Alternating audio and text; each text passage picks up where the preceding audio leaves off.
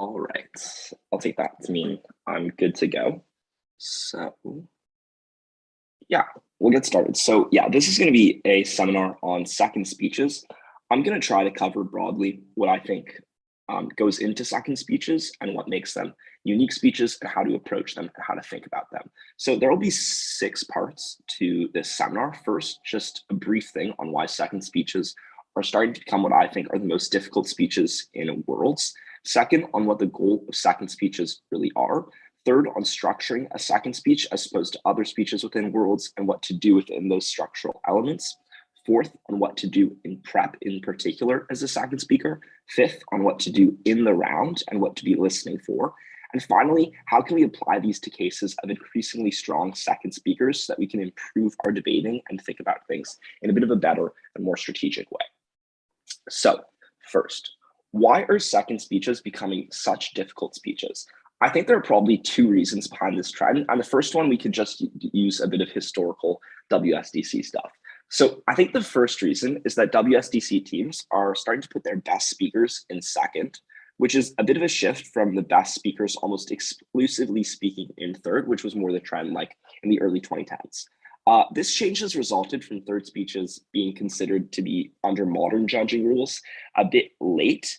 And it also has to do with the advantage of having your speaker be able to also give a reply speech, which can often sort of settle the round in a bit more of a way than it used to back in the day.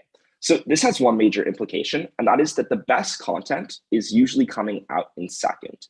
And in my experience preparing for WSDC, this meant that for many teams, not all teams obviously, but for many teams, there was a trend where cases were almost exclusively being built in second and only becoming clear in second or becoming completely reformulated in second. So there's a major shift and a noticeable shift that was acceptable given judging rules between first and second that made it very difficult to deal with cases in a lot of instances. So why is this such a problem and why does this affect the second speaker? As a second speaker on government, for example, you're responding to content that will become irrelevant after your speech. So you are dealing with a version of the first opposition that isn't actually important to the round and isn't actually gaining your team that much ground in the path to victory at the end of it. But the second thing is, as a second speaker on opposition, you have to scramble to a much greater degree. Compared to speakers, for example, in the third position, they have a bit more time to think about what the necessary responses are going to be to give to that case. When there's a lot of a shift, it's very difficult to completely restructure what you probably expected was going to be your second and what it was going to look like up until a few minutes ago. So the second reason that second speeches in particular are so difficult is because they are performing probably the most in the least amount of time. So you are reacting to the case, you are refuting, you are rebuilding, and you are constructing all in the scope of 8 minutes. And the way you handle this can, in many cases, determine whether a win is likely or unlikely in your given round. I want to emphasize 2 things about this first before moving on into the goals of second speeches. First of all, I do think that the concept of reacting is really important in second speeches. As much as it is nice to have a formulaic approach to how we handle second speeches in general, it is probably somewhat impossible because second speeches need to be making decisions about every single element of that speech. The degree to which you are reacting to particular elements will determine how you prioritize things like introductions, things like your refutation, things like your arguments. So the concept of reacting is very particular to second speeches in that it dictates so much of every single element of your speech. What that means is that I think that it is important to think of second speeches as a series of different implements that we have that we can call upon at different points in the round as we are working towards trying to win, but not that we need to call upon every single one of those techniques and skills, but things that we should know exist so that we can react accordingly and deal with the team that we are facing. And the last thing to note is just that as a result of this sort of constraint on second speakers, it means that being a high pressure speaker, that is to say that putting a lot of pressure on the other second speaker means that you can do a lot and can accomplish a lot as, for example, a second prop speaker. So if you can put them under a lot of pressure and force them to deal with a lot in the scope of that 8-minute speech, then you're actually accomplishing a whole lot more than you otherwise would have been. You're actually advancing the purpose of the case a lot more. So that then means that there is just an advantage in terms of dealing with that because you know that there is a strategic weakness in the second speech, you know that they are facing a lot of difficulties, and you can take advantage of that as a second speaker looking to try and win and looking to try and make a difference for your team. So what is the goal of second speeches? I think I have roughly 5 here. We'll see if I add on the fly. The goal of second speeches then is a fewfold. First, we are trying to address the most pressing strategic issue in the round. So in a second, you want to have a really strong understanding of what the round is about. But this does not mean topically. It doesn't mean what the round is about in terms of the issues we're discussing or what actors we're discussing per se. This is really about what the round is going to be decided according to, what issues are going to decide in the mind of the judge where this round falls, given your understanding of the first speeches that we've already heard, given your reflections on prep and where the round was supposed to go. What is the round really about? What is going to make the decision in the mind of the judge that says, I will vote this way or I will vote that way?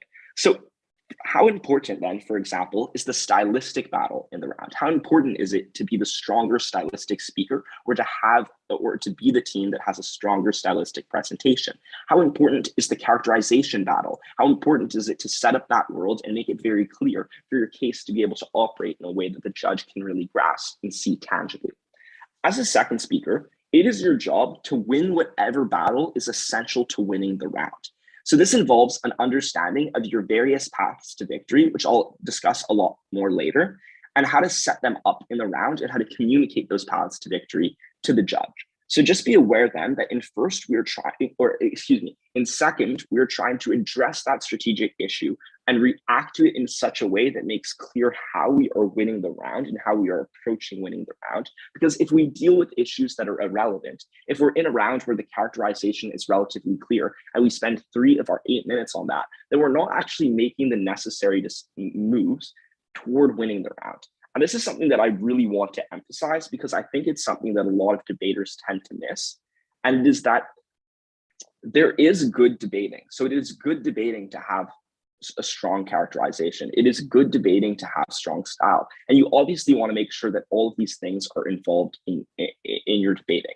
But if you are doing them when they are no longer necessary, if you're going above and beyond your characterization to an extent that you are wasting time and it isn't contributing to your victory anymore, then that's when it starts to become wasteful. So you want to be aware that there are trade-offs that you are making every time you spend on one thing and not the other. And you want to make sure that the allocation of your time and the things you're deciding to place importance on actually reflect where importance lies in the round. That's why in a lot of British parliamentary style that some of you might have done, you might find that when you're giving refutative speeches, as opposed to worlds where the expectation is to have a lot greater coverage, in BP, you'll sort of be like, okay, they said like 3 things, and within them, there are an additional few sets of mechanisms, but I'm only going to respond to like 2 of these things. Because the rest of it is really not that important. I don't find it threatening. I don't find that it's important for the decision in this round. If that's the case, then you make the decision as a speaker in the round to ignore some of that.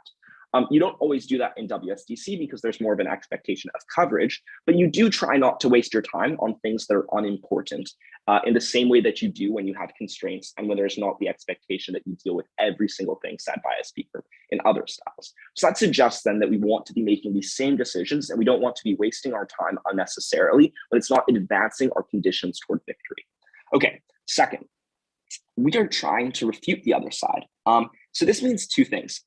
First, we are refuting the case as it is. We are paying attention to the particular mechanisms that were provided, the particular arguments that were provided, and it's often very helpful to pick up on individual phrases that were said so that we can latch onto those either as a rhetorical device. So if a speaker says something in a way that doesn't make a lot of sense, we can just sort of use the wording that they said as a way of communicating the absurdity of their argument, but also just refuting the individual mechanisms under their names, under the argument titles, and trying to deal specifically with what that claim was. So this is the relatively more simple side of what second speeches are trying to accomplish, just refuting the case that was given. The second thing, though, and this is what is more challenging, is we are refuting the case as we anticipate it will become.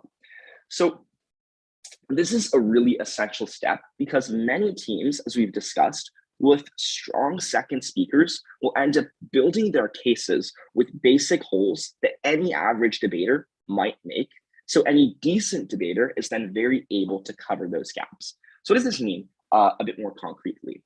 Oftentimes in the scope of WSDC's hour-long prep, some teams will develop their case in a way that just isn't the most strategic, even though they are intelligent debaters. So prep is a bit difficult because in order to get really, really good at it, you need to have a lot of anticipation.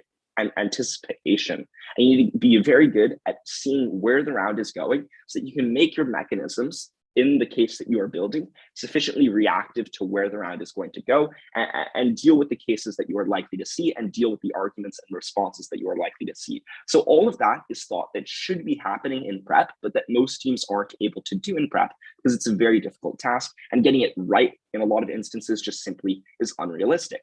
So many teams then will have cases that aren't perfect and will have holes because their first speaker maybe isn't super strong, or because they just weren't able to complete prep in the most efficient way possible.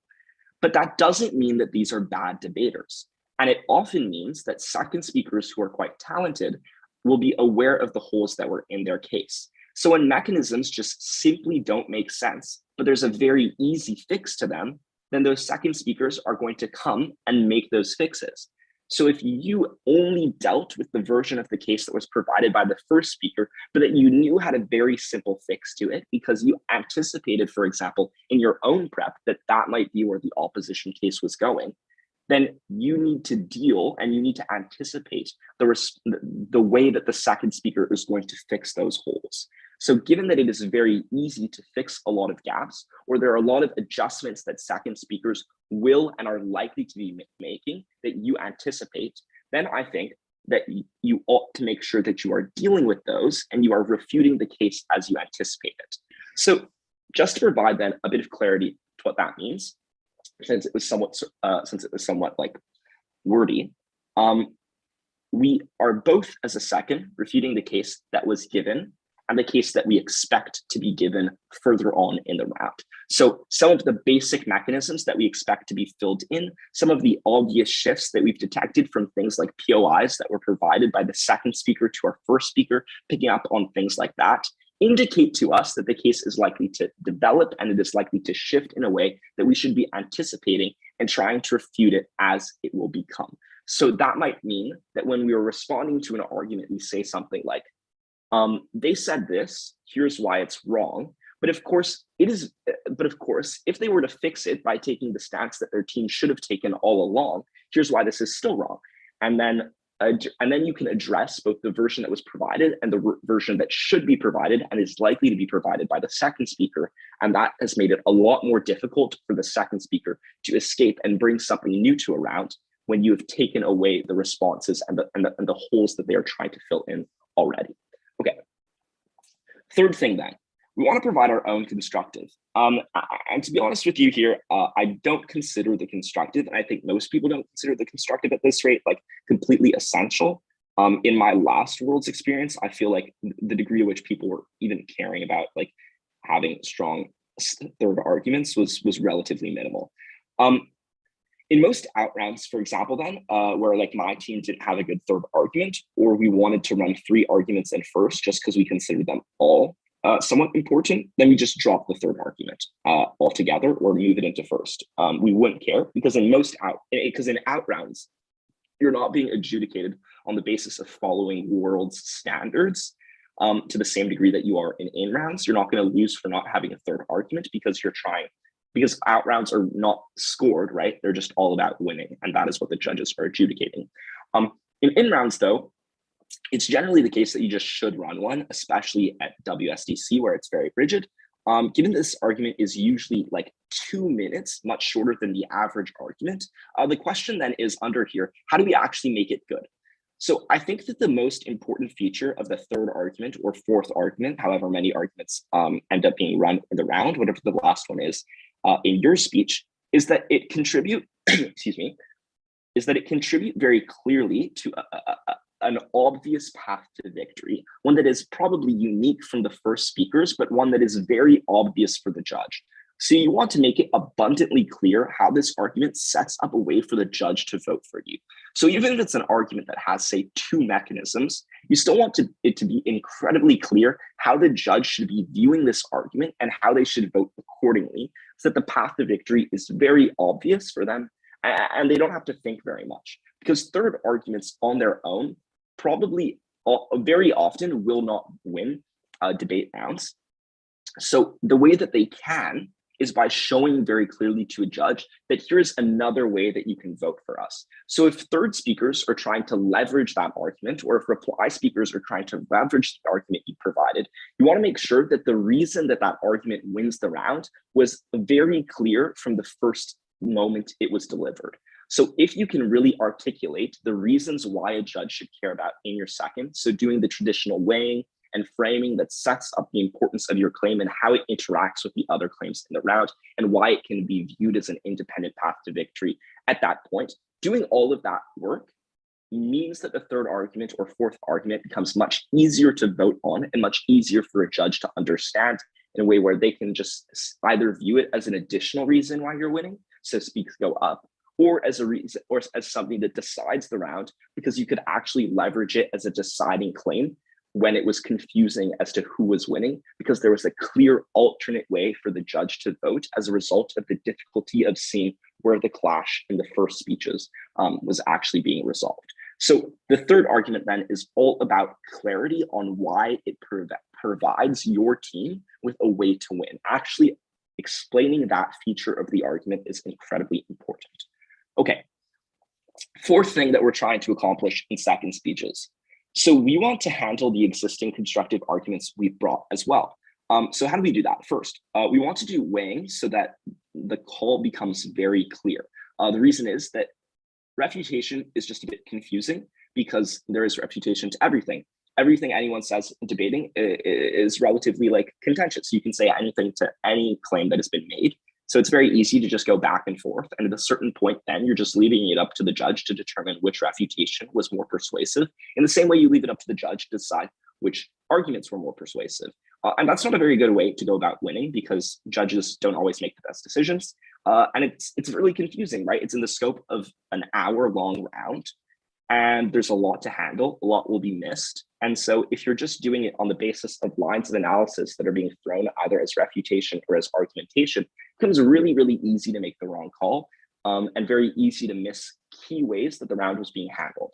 So weighing to make the call clear is really important. How do we do this weighing? And just like specifically before I elaborated on it, in a later section, it's just quite important to note that the reason weighing can be most effective, and especially in a good round, is when you are dealing with the best case scenario of the other side. So you are giving them the benefit of the doubt, saying that you think that it is likely that their version of events takes place. So you accept their premise or you accept their levels of analysis and still explain why your side is better, i.e. why it has the better impact, why it has a stronger or more intense impact, why it's more meaningful, principally consistent, all of that framing work. It's showing why that occurs under their best case means that if the judge can't understand the refutation and argumentation that has already been provided or can't see which one was better, at least you have said, it doesn't matter what happens in the scope of all of that consideration. It doesn't matter what the result of that discussion is if it's a bit unclear to you, judge. Since we can weigh it and just compare these for their own relative worths, and we can see that our case is more important, then we can escape some of the difficulty of understanding weighing, understanding refutation, and just allow weighing to do a lot of that work for us. Second thing, fixing holes. Here's some holes that I think you should look out for when you're filling them in as seconds. First, is the characterization a little rough? I think probably this is something that's common, but if you've ever been called out for being in debate land in your argumentation, then this is usually a hint that your case is not really well rooted in the real world. So the characterization is a bit difficult for the judge to see. If the judge is telling you in an RFD, for example, that they thought that the argument sort of existed really in debate land, or you're getting that feedback from your coach, that is a hint that your characterization is not strong enough that you didn't ground your claims in the real world. And that's an easy thing for second speakers to fix just by providing some examples, some illustration, or a bit more mechanistic work, since it usually doesn't take that much time to set up, but it can. And in the debates where it does take a lot of time to set up the characterization, usually that's a hint that it's really important. Is style missing, and is it necessary to clean up the argument? So for example, are visuals really important for that argument to be considered true? What this means is, like, in an argument that's really about our emotional reaction to it, and it's only persuasive to the extent that the judge really cares about the people that we're talking about. If it was delivered by our first speaker as very analytical in nature, we probably were missing an opportunity then to fill in some of the style and make the argument visual in a way that creates persuasion. Because obviously not all arguments are built the same. Some arguments are about their analytical worth, and some arguments are more about the way that they play with the minds and intuitions of our judges and our opponents in a way that makes them very difficult to deal with and sets traps as far as trying to address the stylistic weight of that argument. So if style is missing, that's something that a second speaker can bring in. And the third basic thing is just analytical holes or mechanisms that weren't clear. You should have discussed these in prep, so you can pay attention to when they were not delivered as they were in prep, and be aware then of the sort of the inconsistencies in the speech that was delivered. Okay, the final thing in a second speech, we want to put a lot of pressure onto the other team. So as we've established, there's a lot to do in 8 minutes. So the best way to make another speaker do badly is if they have too much to do in their 8-minute speech. This was usually how my team and I were best able to beat the strongest debate teams we saw, even teams that we considered would have outmatched us or something. A lot of that was going to be about putting pressure against that team in a way that made it too difficult for them to leverage their best skills and leverage the best debaters that they had. So what are some of these things? So for example, maybe they made a stylistic error. This is super annoying, but if you've made a stylistic error that really affects the way judges view your team and view your case, then that's something that as a second speaker, we can really play off of. And the reason that that's helpful is stylistic errors are not inherent flaws in the case usually, but if they make you look bad, then you have to address that in some way. So you are wasting time on something that is relatively irrelevant toward your actual case, but is relevant toward winning. So these are just holes that affect you as a speaker on the other team, as your opponent, and there's holes that you have to fix, but they're not actually things that are affecting your constructive whatsoever. So that makes it really unfortunate for them when they have to spend 30 seconds reclaiming style, for example. But maybe they just ignored an important series of arguments and you want to explain why that was a disaster for them. So they have to deal with more arguments than they initially anticipated, or they didn't realize the importance of the second argument that your speaker spent 2 minutes on, but now you're spending an additional 3 minutes on. And have completely shown why that sets up an entirely new and powerful path to victory that their first speaker didn't realize, or their second speaker didn't even realize. And as a result of that, you are putting immense pressure on that team to deal with you in a way that they simply can't because they don't have the time to. Or if they do deal with you and you've shifted a bit the path to victory, then you still have that first argument that they've now dealt with much, much worse. And now your path to victory is comparatively very strong. All of this to say, put a lot of pressure on the other team, make it difficult, point out their mistakes, make them spend time on those mistakes, and through that, allow your constructive and the material that you've put offensively to come through a bit more strong. The last thing I want to clarify is why I talk about style, given that content is obviously so much more important. Because I do obviously emphasize style in many of these examples, and I think it's true to say that style is not the most important thing in debating. So style is just one of many considerations, and in many cases, you can substitute it for any other example in all of the examples I've provided. But I do think that it is actually important at WSDC to some degree, because judges vote in a manner that is a bit more intuitive there. So they just sort of listen, play off their intuitions, sort of which teams do they feel make more sense, which teams do they feel are more persuasive. And obviously that has a lot of shortcomings in terms of the quality of judging that you receive, which is problematic. But it does mean that it gives you the opportunity as someone who can leverage style to make claims that aren't perfect infinitely more persuasive. I just think that style, like everything else in debating, are provided to you as a series of tools that you can use to win. And if you leverage these tools at the right time, if you leverage style in a debate that is very stylistic or very characterization based, and you can draw the picture of the world, then you are using the tools that have been provided to you to win in the most effective way possible. So just be aware that you have all of these sort of different techniques, style, content, etc., and you are trying to use them in a way that sort of additively gives you the win. So that is what the goal, or those are the goals of second speeches. Let's talk about structuring a second speech. So the first element of a second speech that tends to be provided is an introduction. So what should we do in this introduction? This is, I think, one of the first steps and one of the first responsibilities of thinking as a second speaker. So the first thing is you can either do something, and I don't think this list of relatively I think two things is all encompassing, but it does give you a bit of a sense of the directions that you can be going and sort of what you can be thinking about when you decide your introduction. So the first thing is you can either be quite reactive and have a purpose. So you can adapt to what they've said. Maybe you're losing the style debate and you want to bring in that style, or maybe if argument was thrown, maybe an argument was thrown away or was dropped by them, and you think that it's really important and you need to adapt to that. Or maybe you're trying to demonstrate quite clearly why the new path to victory that they've set up just doesn't make that sense and doesn't interact with your arguments in a clear way. So you want to sort of react in a way that shows what you're doing and why what you've been doing in all of this round is contributing to the win. But the other thing is just more general, and that is showing what is important and how your side is winning the round. This is a very common thing. It's probably what I generally did.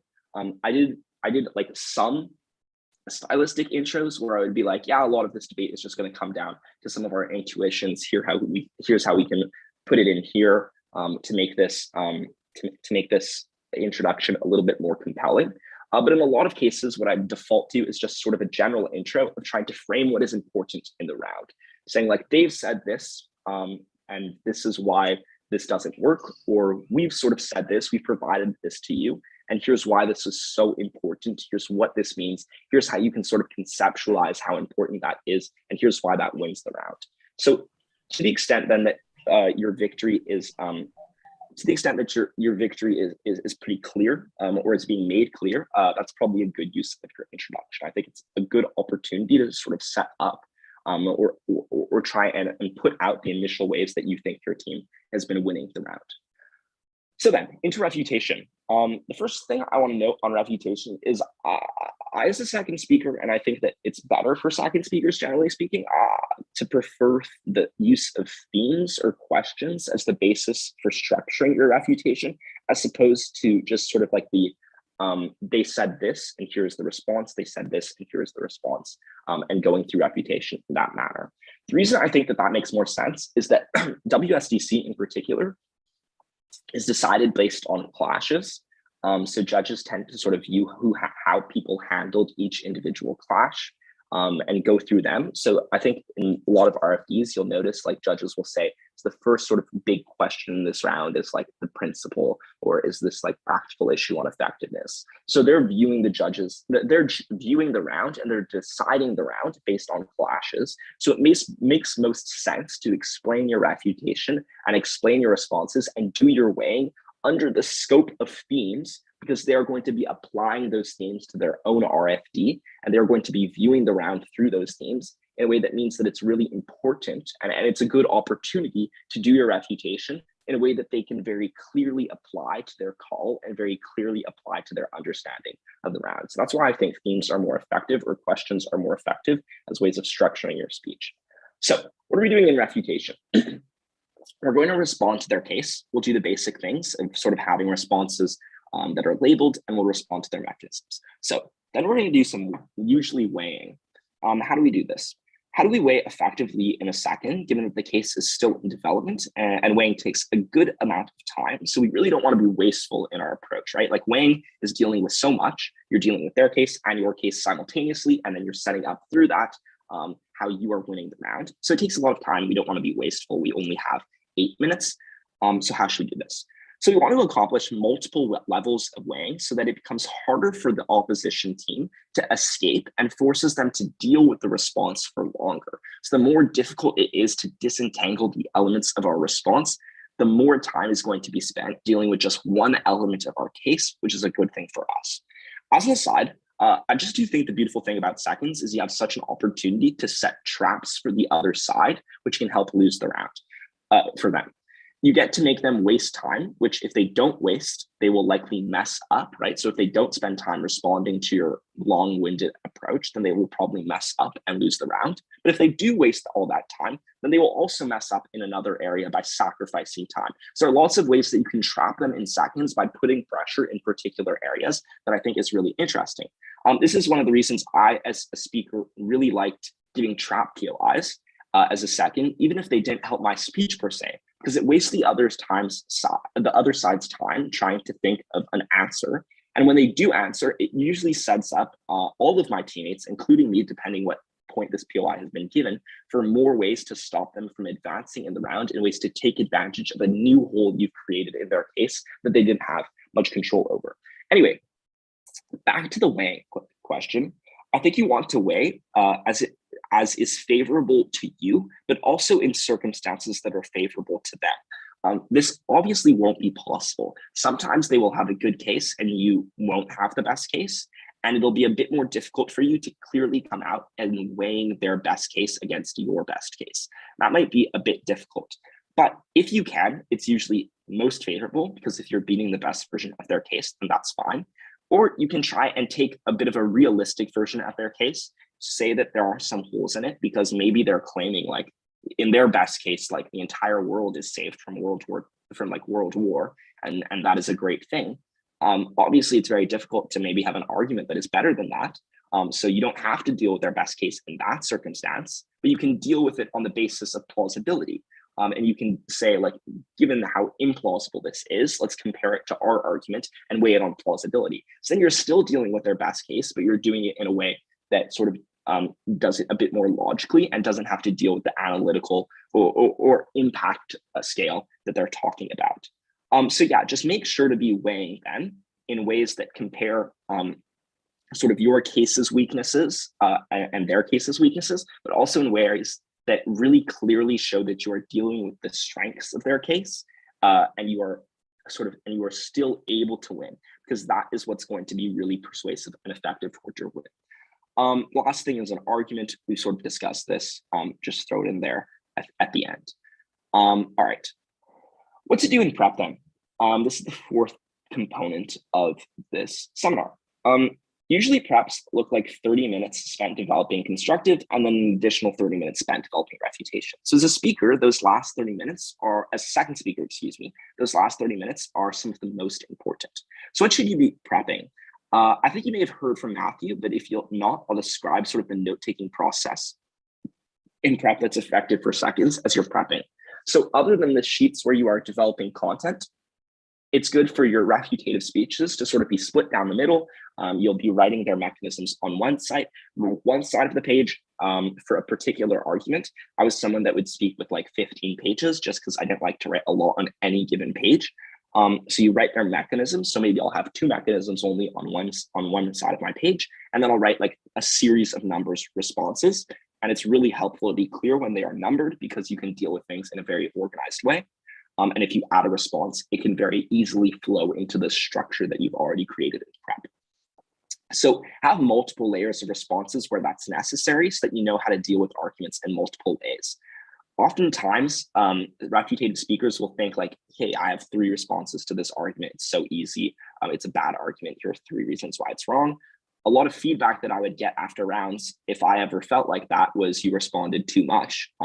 You had one response that beat the argument, and then you had 2 others that just continued to beat the argument, but weren't important. This is sort of what I was talking about earlier when we're talking about trade-offs and wasting time in a speech that is really time tight. If you can beat an argument quickly, then it's good to beat the argument quickly. So having multiple layers of response is in cases where it's necessary to really go deep, which it really is often going to be. But for a particularly like weak mechanism, for example, just beat the argument quickly and then you can move on. So just be aware of that. Anyways, so this is some of the first things you're doing. The other thing is anticipate where things in the round, where arguments in the round, where questions in the round will sort of get confusing. So where will deadlocks occur, where neither team is sort of advancing and it's a bit unclear who is right and who is wrong? And how can the judges adjudicate those if they do exist? Knowing what to do in all of these scenarios makes it much easier to give a good second. I mean, like, think about how much time you have. You have over an hour to really be, or sorry, you have an hour and then the round experience to sort of be thinking about where the round is, what the round is about. And you can do all of that work in your head in a way that you really can't do for any other style. That gives you the opportunity to go into a round having like pretty much visualized it in advance in your head and sort of having a good sense of where things are going to go. That means that like you can go into a round that hasn't happened yet with having done the anticipation where you've already responded to a deadlock that's going to happen in like the first opposition speech. And you already have a way of breaking out of that huge issue in the round that judges don't like to see because it makes things annoying. And you already have a way of escaping that problem. Having that anticipation done just makes your job so much easier. And it's really, really nice as a result. The other thing is you want to understand your path to victory. I've discussed this quite a bit, so let's sort of explore path to victory. The first thing to note about path to victory is it is what it means. It's ways that you are winning the round or ways that you expect in prep to be winning the round. You can have a discussion on this, and often you should have it. I mean, pretty much always you should have a discussion on this as to what your path to victory is. So for example, you could say, our first argument is strong on its own. It wins. It has these sets of impacts that are really important. So we should win on this. Our second argument, its path to victory, is if the first argument and their first argument sort of wash out a bit and it becomes unclear in the round who is more persuasive, then our second argument provides us with an alternate path to victory that works in these sets of circumstances and has a lot of impact on its own. And then we have a third argument that gives us an independent principal way of understanding the round. And we can win the round if everything else becomes quite unclear, or if we ever need to understand or weigh why our case is more significant than theirs, outside of the scope of utilitarianism or practicality. So these are ways of discussing. It's sort of just an example of how we might understand what we mean when we talk about path to victory. So yes, there are multiple paths to victories, as I've just sort of demonstrated. Often each one can be associated with an argument.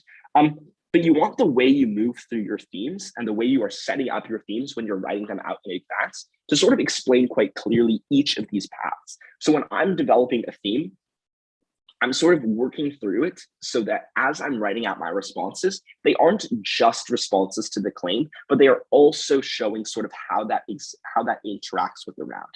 And when I'm doing refutation or weighing, excuse me, I will give the response and I'll do some of the weighing, and then I might close it off with an additional line on how that contributes within this theme to the path to victory that we're setting up. And just to be clear, the themes that you do select in the round should probably be a reflection somehow of your paths to victory. Usually because winning clashes are like sort of part of the path to victory, but also like the words that you use to describe the theme or the introduction, if you provide one within the theme, which isn't like strictly necessary that you could do, can be a reflection of sort of how you're advancing the path to victory. Just one thing I want to answer in advance, how can we do some of this anticipation? A lot of it has to do with just thinking about their case as well. And you don't just have to do this in like the first like 3 minutes of your 30 minutes to be spent on developing refutation, because obviously like you want to spend a lot of time building that refutation, but maybe it's very time consuming. One good thing, since you're on a team of 5, is to assign someone to think of the other case. And then once you've done that, just sort of share that after the 30-minute mark, but also it can be shared if you're ever trying to build in sort of preemption into your first speech. So all that devil advocacy work of thinking of the other side's case can be helpful both to the constructive in the round that your team delivers, but also thinking of refutation a bit more quickly. And then you can take your own sort of individual time beforehand to sort of like not have your own bias as to what their case is going to be and think about it a bit on your own. And then together, like you've gotten to the 30-minute mark, you've taken 2 or 3 minutes, you have your own understanding of the case, the other speaker that is working with you on refutation has their own understanding of the case, right? There are probably like going to be 4 people working on refutation at this point. Everyone has a sort of understanding, and you have an assigned devil's advocate that can sort of guide you through the discussion, help you anticipate things that you might have missed, but also have sort of their own lens on the case should you guys disagree. So that is what to do in prep. So what should we do then in the round, given that we've sort of prepared all of our responses, we've sort of anticipated where things are going to go, what's our job now? So in round, you are adapting to all the things that have happened. So there are a few things you should be trying to do. First, you want to listen very closely, see which arguments they say and which they don't, but also pay attention for other mechanisms they give that you didn't anticipate, because your sheet is probably not going to be comprehensive of every single thing they said. I don't think my sheets ever were. So then you want to pick what to respond to. I mean, ideally, you get pretty much complete coverage, but that's obviously not super realistic. You don't need to respond to every single thing, because not every single thing is important, or they even expect you to respond. They probably won't leverage every single element, especially the weak things. And if they leverage weak things against you, then it's not really an issue. Everyone knows it's weak, and it will be very easy for your third speaker to say, like, what are you doing? That's very weak. What if they didn't give them a version of a mechanism that you did expect, excuse me? Well, if you think it's an obvious one, mention that. So i.e. the obvious fix to the hole that I've just pointed out in their case here is this, but this also fails for their case for the following reason. So then you've given 2 layers of refutation and you've made it much more difficult for their second speaker to adapt. But if their mechanism is just much better, then you're doing the normal thing. You've encountered a new mechanism, or a better version of the mechanism that you expected. You don't provide the response that deals with the weak version of the mechanism, because that's not really relevant, and you do provide a new one that you've thought of just to deal with the best version. Second, you want to make decisions about what you need to target and what your strongest path to victory is going to be. This will influence pretty much everything about your speech. If you've decided that your speech is going to be one on principle and you spent 7 minutes on the practical, then you're not making decisions that reflect what you think the path to victory or the strongest thing for your side is going to be. Because if you think it's very important that you win on a principle and you're putting very little offense on that matter, then that is a case where you are not advancing your path to victory and you're making the wrong decisions associated with the win conditions for you in your round. Third, in your head, in order to make these decisions, you want to sort of get good at a strategy exercise I started working on when I was in grade 10 just by watching World's Rounds online. Basically, you want to listen to every single speaker in the round, your speakers and theirs, and think very critically. So you sort of want to think, what are they doing well strategically and what are they doing well content-wise? For example, they have really strong style. Their argument, the impact of their argument is really deadly. And if they provide more sort of like image and style to that argument, then it's going to be very dangerous for me in the round.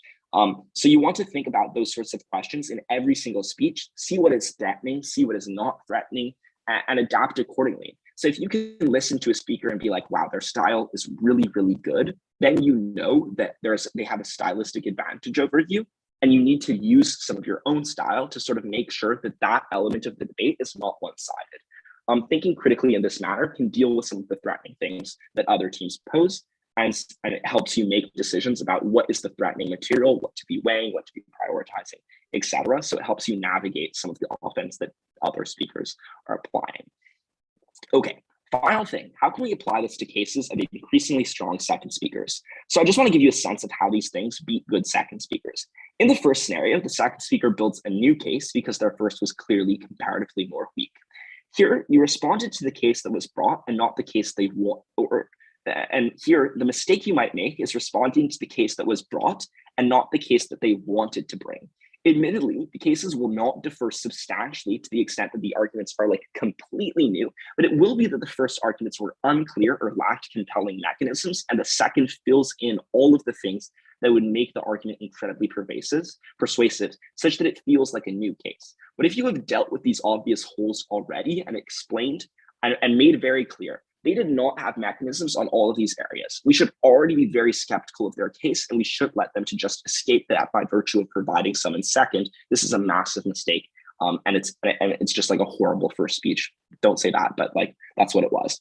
And then expecting them to fill in some of the gaps, provide responses as well. If you can do that, then you've sort of dealt with these second speakers that are trying to build a new case. And also, if you provide a lot of your own offense, in the way you've set up your speech, then even if they fill in their own case, they still have a very difficult time winning the round because they still have a lot more work to do. In our experience as Canadian debaters for Team Canada, we had an issue with that because we saw a lot of teams were starting to do this, and our understanding of debate was always very much like, here is what you say, build it well, and then move on, and then build your thing well, and do your refutation well, and do all of these things like analytically clearly. That was sort of how we understood debating. But we started sparring with other teams and noticed that there was a trend of sort of like second speakers building their cases quite heavily, and doing a lot of things that sort of like we didn't consider what debating traditionally is. But if you can sort of deal with that by putting a lot of pressure and sort of anticipating where the argument is going to shift, then you make it pretty much impossible for these teams to beat you, because their advantage isn't analysis, it is making it difficult for your analysis to matter, and making it difficult for you to ever respond to their analysis while giving them all the time to respond to yours. So that is sort of their advantage and sort of how they strategically go about winning rounds, which means that you want to make it difficult for them to fill in those holes, or you want to fill in the holes for them and then beat those holes and then beat them in a way that sort of like gives you the win anyways. Second scenario quickly, the second speaker is really strong and you fear has a lot of analysis and capacity to clarify. These speakers are the hardest to deal with, and when they have a lot of time, basically, if they can do all of the things they're good at, then they're very difficult to deal with. They will put too much pressure on your third, and remember what they said in second that didn't get touched, and then when they provide their reply, they will remember what they said that wasn't touched by your third speaker, and then we'll just leverage that even more and make it very easy for them to win the round. The way to beat these speakers is just to do all of your things well, but also like do a lot of the anticipation and the weighing that takes a lot of time out of their case. So if you are applying heavy offense to these speakers and beating their case through by picking up on the ways that they are likely to clarify and picking up on some of the analysis that they're going to provide in advance and responding to that, by putting that pressure on them, it gives them less time to be doing all of the things that they are really good at, and makes them focus a lot more on trying to just clarify the case and do things that aren't really offensive, but just clarify the round in a bit of a more clear way. So them doing that is relatively wasteful and doesn't build into their advantage of like flooding the round with analysis that is hard to deal with. If you don't allow them to do that by sucking up some of the time in their own speech, then that is how you sort of can beat these sorts of speakers. Okay, yeah, so that is my seminar on second speeches. Sorry if I went a bit over sort of my own speaking time, but I think I'm good to take questions now, if that's where we're at. Cool, thank you. I think we're probably gonna stop the recording here. Thank you so much. Just the YouTube live stream, and then we'll have the questions in a second.